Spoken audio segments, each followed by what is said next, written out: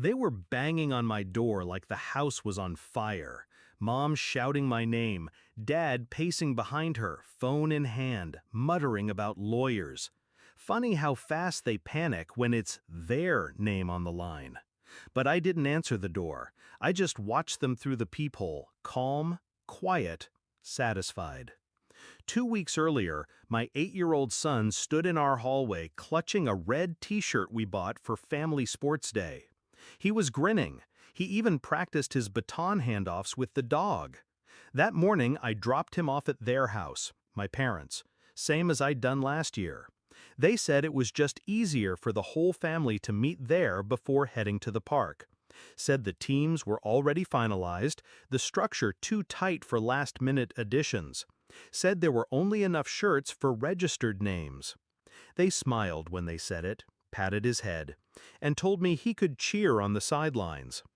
He didn't understand, not at first, but I did. I picked him up later that evening. His shirt was still folded, untouched. He didn't look at me when he buckled himself in, just said, "They told me I could keep score." My parents tried to downplay it, blamed logistics, claimed they didn't know there'd be such a big turnout. I nodded, smiled. Then I did what I always do when someone underestimates me. I went quiet. They didn't know I worked a double that night.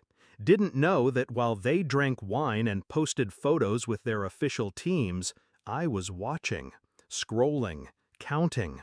124 people in total. From cousins I hadn't seen in a decade to neighbors who RSVP'd that morning.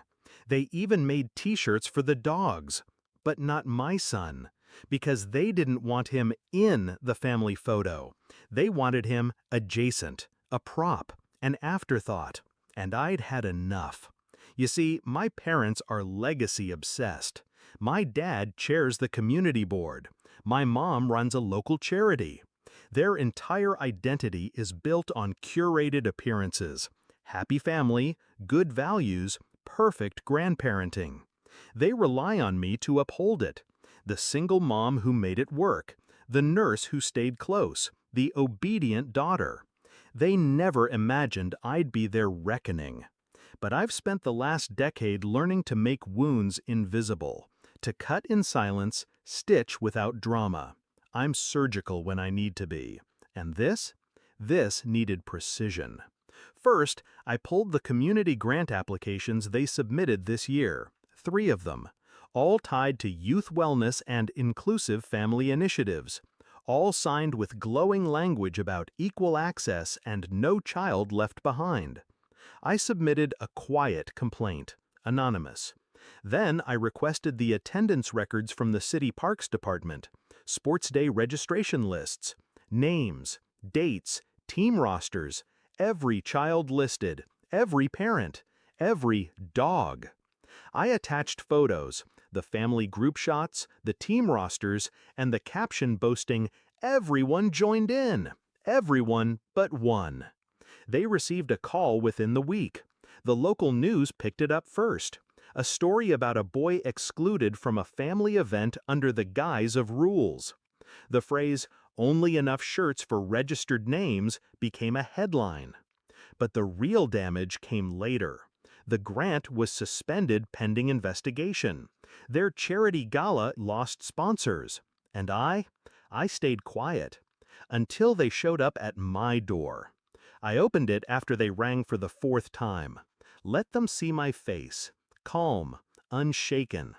My dad started barking about reputations, about how I misinterpreted a logistical error.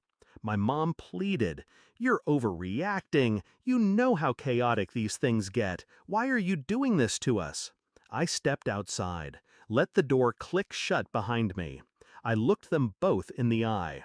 "You excluded my son," I said, low and measured. "You lied to his face. And then you smiled for photos like he didn't exist." Mom tried to speak. I raised a hand. "This isn't revenge. This is exposure." I leaned in. "The only reason this is spiraling is because you built a kingdom on lies, and all I did was whisper the truth." They stared at me like I'd slapped them. But I hadn't. I hadn't done a single thing to them that they hadn't already done to him. I just made sure the world saw it. We haven't spoken since. No apologies, no explanations. But the calls stopped. The door stopped knocking.